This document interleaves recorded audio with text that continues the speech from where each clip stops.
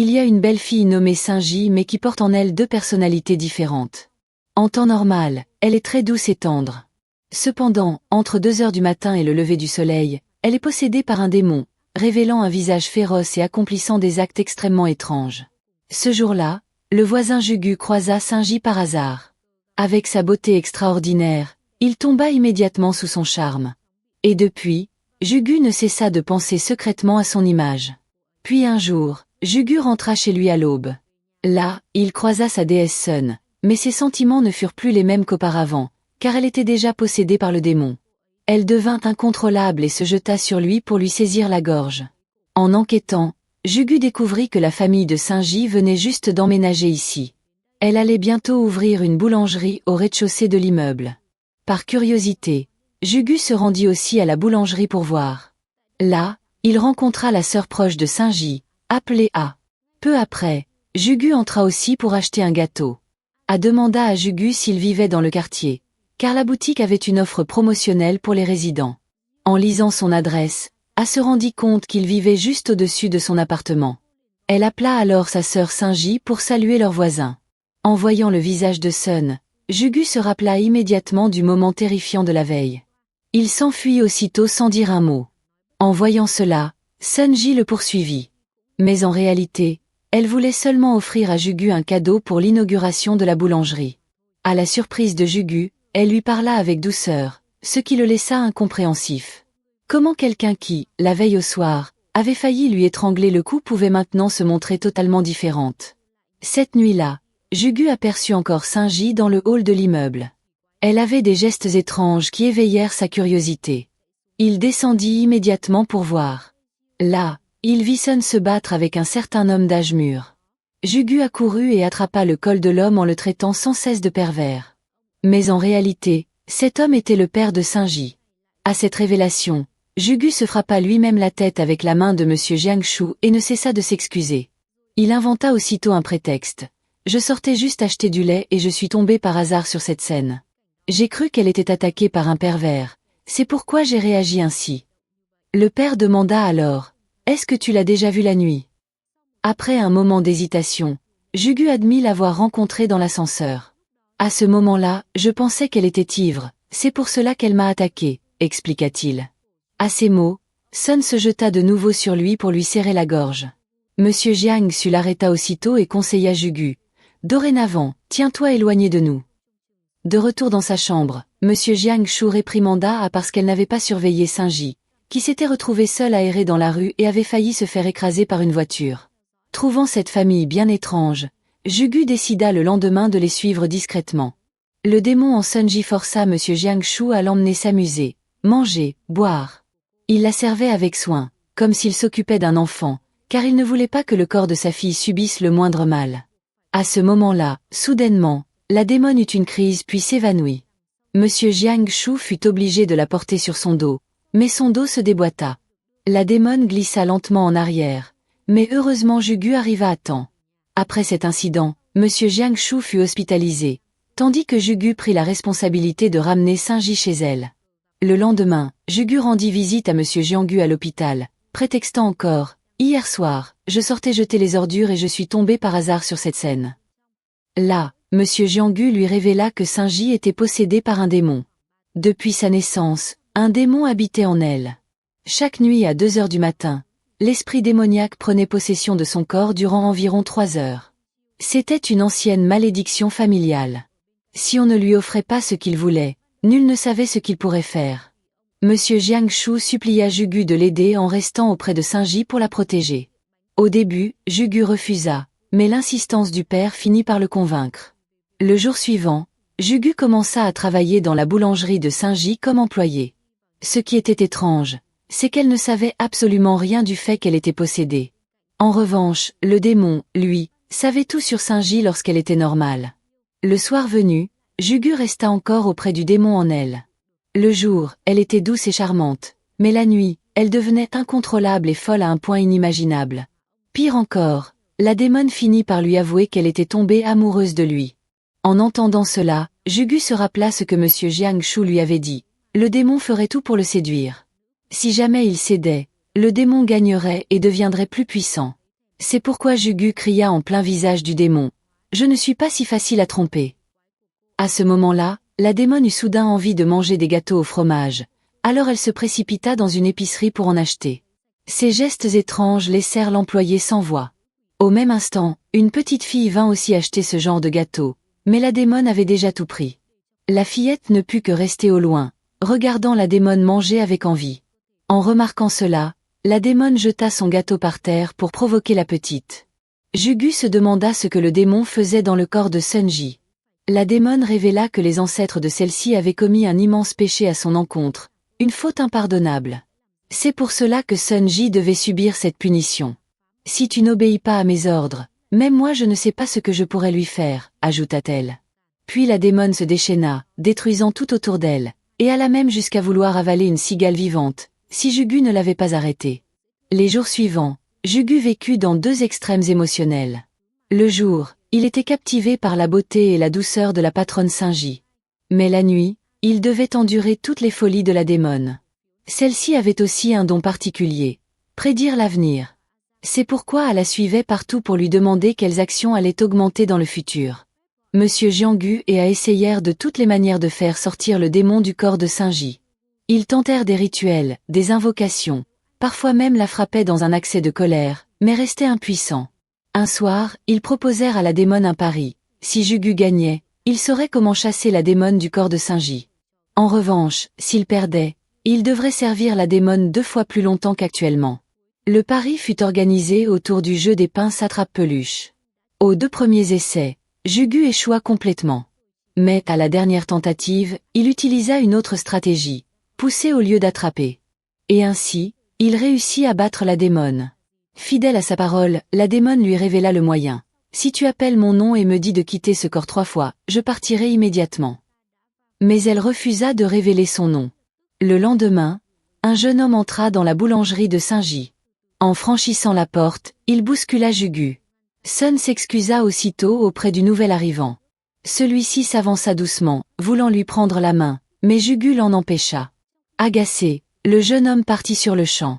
Jugu ne put s'empêcher de s'interroger. Sunji adorait la menthe, tandis que la démon en détestait le goût au plus haut point.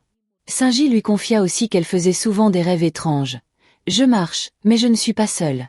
Il y a quelque chose qui m'accompagne, comme pour me protéger. C'est une sensation chaleureuse et agréable. » Jugu sourit, pensant qu'elle parlait de lui. Mais quand elle ajouta « C'est comme un chien errant qui me suit », le sourire de Jugu s'effaça aussitôt. Ce soir-là, Jugu se retrouva encore auprès de la démon pour la servir. À ce moment, une équipe de secours passait sur la rivière. Sur le pont, un homme d'âge moyen, en sous-vêtements, songeait à sauter.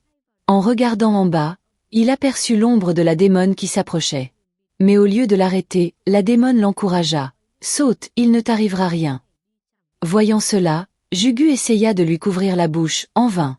Elle continua à inciter l'homme à sauter, affirmant qu'il n'y avait aucun danger. Pour le convaincre, la démon sauta elle-même dans la rivière. Pris de panique, Jugu se jeta à l'eau pour la sauver. Mais, à sa grande surprise, il ne la trouva nulle part. Ce n'est qu'après que l'équipe de secours eut ramené Jugu sur la rive que tout le monde vit la démon. Elle nageait dans le vaste fleuve comme une athlète professionnelle. L'homme, voyant cela, renonça à son projet et repartit en silence. Le lendemain, la télévision rapporta l'incident, affirmant que la jeune femme avait un grand potentiel pour devenir une nageuse d'exception. Quand M. Jiang Shu apprit cela, il attrapa Jugu par le col pour le réprimander, estimant qu'il n'avait pas pris soin de Sunji, au point qu'elle saute ainsi. Alors qu'il s'apprêtait à frapper Jugu, Sunji apparut. Aussitôt, M. Jiang Shu changea d'attitude et serra Jugu dans ses bras avec un grand sourire, comme si rien ne s'était passé. Ce soir-là, Jugu et Sunji allèrent se promener ensemble, à un moment où elle n'était pas possédée. Elle confia que c'était l'anniversaire de la mort de sa mère, disparue quand elle n'avait que 8 ans. Bien que le temps ait passé, Sun n'avait jamais cessé de penser à elle. Ensuite, ils allèrent voir un film. C'était une romance, où les personnages principaux s'échangeaient un doux baiser. Tout près, un autre couple s'embrassait aussi. Jugu commença à être troublé par Sunji quand elle prit l'initiative de lui toucher la main. Incapable de se retenir, Jugu serra alors sa main. Mais Sunji esquissa un sourire malicieux. La démon avait déjà pris possession d'elle. Rien qu'avec un simple contact de la main, La démon avait déjà conquis le cœur de Jugu. Trop embarrassé, il mentit en disant « Je faisais seulement semblant ». Puis il supplia la démon de quitter Saint-J. Elle ne dort plus bien, et elle ne peut même pas partir étudier à l'étranger. Tu n'as pas pitié d'elle? La démon posa une condition à Jugu. Si tu parviens sincèrement à me rendre heureuse, alors je pourrai y réfléchir. Peu après, la démon se mit à contempler la mer sur un grand écran. Voyant cela, Jugu proposa de l'emmener voir la mer en vrai. Mais elle répondit que le soir, on ne verrait rien, et que ce serait mieux d'y aller le jour, même si à ce moment-là ce serait Saint-J. Le lendemain, Jugu emmena Saint-J voir la mer, et il prit l'initiative de lui photographier quelques portraits. Là, Sun-J demanda « Dis, on est déjà allé au cinéma ensemble, n'est-ce pas ?» Ces mots firent sursauter Jugu. Il réalisa soudain que, lorsqu'elle l'avait invité à aller au cinéma, elle n'était peut-être pas possédée. Peut-être que ce geste de la main venait bien d'elle, et non de la démon. Après avoir tenu la promesse d'aller voir la mer, comme la démon l'avait exigé, Jugu voulut savoir combien de temps de repos elle lui accorderait. La démon répondit « 5 minutes ». Jugu insista pour obtenir plus, ce qui la mit en colère. « Pourquoi tout le monde veut-il me chasser? Je t'ai dit de me rendre heureuse sincèrement, pas sincèrement de vouloir me chasser. » Alors la démon arracha une touffe d'herbe au bord du chemin et se mit à la mâcher. Jugu tenta de l'arrêter, sans succès. Il finit par lui donner une bouteille d'eau pour se rincer la bouche, puis essuya avec soin les salissures au coin de ses lèvres. En même temps, il promit de vraiment la rendre heureuse. Les jours suivants, il l'emmena partout où elle voulait aller. Il lui fit jouer à tous les jeux qu'elle réclamait. Peu à peu, un sourire éclatant apparut sur son visage. Jugu la conduisit même dans un studio photo, la força à sourire et à poser pour obtenir de belles images. Elle obéit sans réfléchir. En regardant les photos, Jugu la complimenta. « Tu es très belle. » Mais elle répondit « Ce n'est pas mon vrai moi. » Alors elle prit papier et crayon et dessina son véritable visage pour lui montrer. Elle affirma « Je suis connue comme le démon le plus beau. » Jugu resta sans voix devant ce portrait. Après tout ce que Jugu avait fait, la démon promit de réduire de 30 minutes le temps de possession de Saint-J. Quand Monsieur Jiang Shu l'apprit, il fut très heureux. Jugu révéla que la démon adorait danser. À cette nouvelle, A décida de profiter de cette nuit-là pour tenter de la détruire. Ce soir-là, ils emmenèrent la démon dans un bar pour « faire la fête ». La démon, surprise, découvrait pour la première fois un tel endroit. L'espace d'un instant d'inattention, Jugu ne la vit plus. Il se mit aussitôt à la chercher et l'aperçut en train de se disputer avec le jeune homme qui l'avait bousculé à la boulangerie. Jugu accourut, l'arrêta et déclara « Je suis son petit ami ». En entendant cela, le jeune homme finit par partir. Le lendemain, ce même homme du bar vint trouver Jugu. Il connaissait, lui aussi, l'histoire de la possession de Saint-J par le démon. Il affirma qu'il allait éliminer la démon de ses propres mains. En réalité, cela faisait un moment que Zhang-Shi suivait en secret Saint-J et la démon. La démon savait bien que ce Zhang-Shi cherchait à la détruire. Elle avertit Jugu, « Ne le crois pas, ne fais rien de stupide. Sinon, je dévorerai Saint-J. » Ce jour-là, une femme aborda Saint-J, lui demandant de l'aider à nouer ses lacets car ses mains étaient plâtrées. Saint-J accepta volontiers. Une fois terminé, la femme lui offrit un bonbon en guise de remerciement. En montant en voiture, Saint-J le mangea et s'endormit sans s'en rendre compte. Quand le véhicule s'arrêta à la gare, Zhang Onze monta aussitôt. Pendant ce temps, Jugu appela Saint-J, mais elle ne répondit pas. Monsieur Jiang Shu vérifia la localisation de son téléphone et constata qu'il se trouvait très loin. Jugu emprunta aussitôt ce téléphone pour partir à sa recherche. De l'autre côté, Saint-J était attaché, mains et pieds liés, par Zhang Onze. C'était le moment où la démon avait déjà pris possession d'elle. Zhang Onze avait préparé tout le nécessaire pour l'exorciser. Au moment où il s'apprêtait à agir, Jugu fit irruption et se jeta sur lui, mais il fut battu à plate couture. Impuissant, il ne put que subir les coups. Zhang Onze lui répétait sans cesse « Je suis en train de t'aider. Ton âme a déjà été capturée par ce démon. » Profitant d'une seconde d'inattention, Jugu saisit un bâton et frappa Zhang Onze par surprise. S'ensuivit un affrontement, chacun tenant un bâton. Cette fois, Jugu domina totalement Zhang-Shi, lui rendant coup pour coup tout ce qu'il avait subi. Après l'avoir vaincu, Jugu libéra la démon, et tous deux détruisirent la caméra que Zhang-Shi avait installée pour filmer la scène. À travers le miroir de détection des esprits de Zhang Onze, Saint-J apparaissait comme une femme totalement différente. Sur le chemin du retour, la démone raconta toute son histoire à Jugu.